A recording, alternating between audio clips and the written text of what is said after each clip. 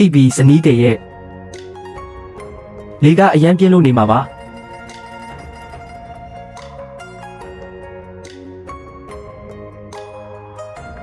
ကြားပြီးပြီလား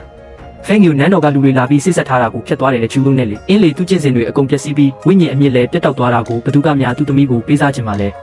စောစောကလေးကဖျက်တင်တာအတုံးမကျတဲ့လူကများဖဲငူနန်းတော်နဲ့လက်ဆက်ချင်နေသေးတယ်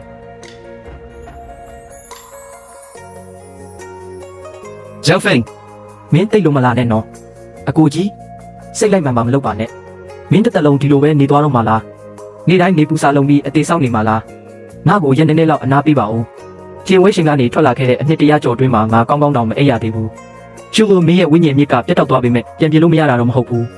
ကျင်ဝဲရှင်မှာ Nightingale Primordial Technique ကိုဆိုတဲ့ကျင့်စဉ်တစ်ခုရှိတယ်ငါမင်းကိုသင်ပေးမယ်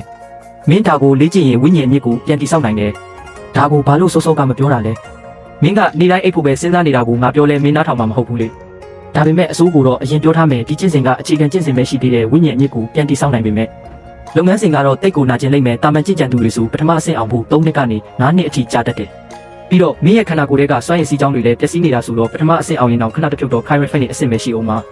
Kai Refining အဆင့်နဲ့လားလွန်ခဲ့တဲ့အနှစ်90ကလေးကငါက Nansen ဆိုအဆင့်ကိုရောက်နေခဲ့တာလေအခုကျမှ Kai Refining အဆင့်ကနေပြန်ဆက်ရမယ်ပေါ့လေ